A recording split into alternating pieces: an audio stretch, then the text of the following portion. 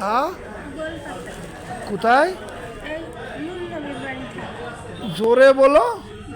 আমার শ্বাসকষ্ট, আবার পেচ্ছাপ ইনফেকশন হয়েছিল, রক্ত ইনফেকশন হয়েছিল, জোরে কথা বলতে পারি না। কি হয়েছে? পেচ্ছাপ ইনফেকশন হয়েছিল। প্রস্রাবে ইনফেকশন হয়েছে? হ্যাঁ, রক্ত ইনফেকশন হয়েছিল। রক্তে ইনফেকশন? একটু ওষুধ খাই করে নিয়েছে, আবার খাইতে হবে। আর এমনি শ্বাসকষ্টে ঘাড় কষে, এই যখন ঘাড় কষে সেখন এই মাথা টাথা কাঁপে। তোমার কি প্রেশার আছে? ডাক্তার দেখাও।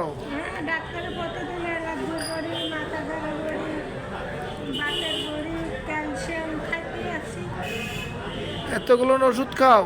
ডেলি কয় টাকার ওষুধ লাগে? ডেলি 50 টাকার ওষুধ করি। 50 টাকার? চাষা আছে বেঁচে? ও নাই, 4 দিনে একটা থাকে রূপপুর, একটা ঢাকায় থাকে। সাইডে মেয়ে?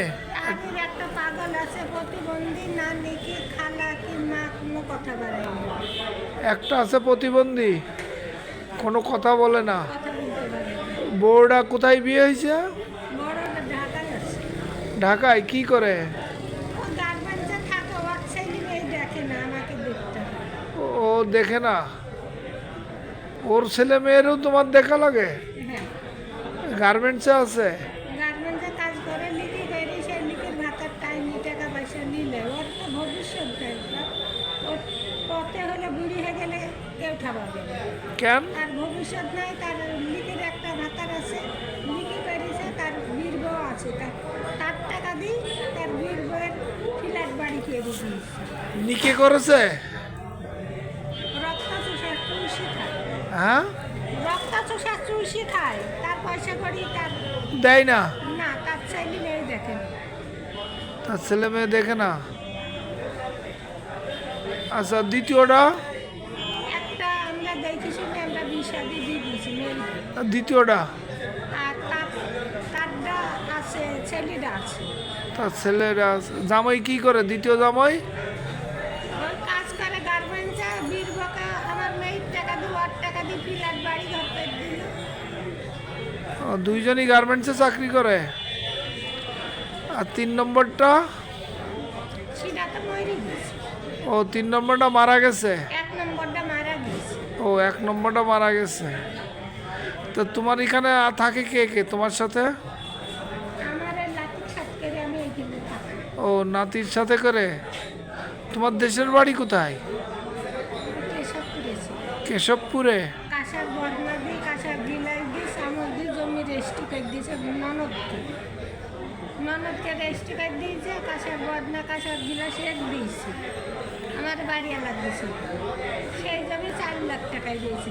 টাউনের জমির দাম বেশি না। তাই? আর আমি ওই থাকি ওই গোলপাতায়। গোলপাতায় থাকো?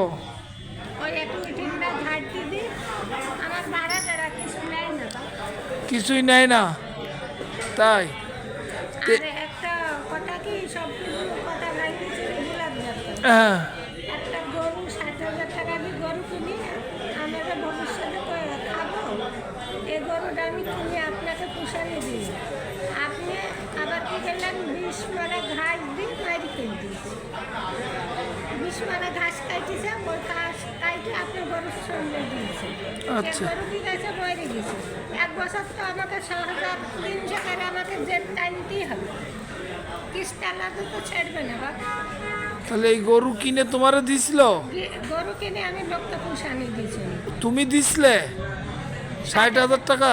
60,000 টাকার নুন তুলছিল, তুইলে হ্যাঁ। সেই গরু এখন কি গেছে, আপনার পুষানি দিলেন। আচ্ছা। আপনি আবার কি করলেন, সেই ঘাস মারা বীজ দিয়েছে, সেই ঘাস আবার কাইতে এনে আপনি খাওয়াইছেন, তার ফিরে দিনে মরে দিচ্ছে। মরে- এখন তো 1 বছর জেল টানতেই হবে আমার। তো তুমি এই 60,000 টাকা তোমাকে দিতে হবে? কিস্তি আলাদা ছাড়বে না বাবা। তা তুমি দিবা কিভাবে?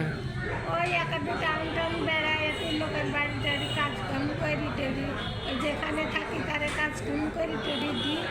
মাসে 6,000। মাসে কত করে দাও? 6,300। 6,300 কিস্তি করে দিছে? কি বিপদ! তা প্রতিদিন কয় টাকা হয় তোমার? ওই যাই আসে 200-300 হয় তাই তুই তাই চলে?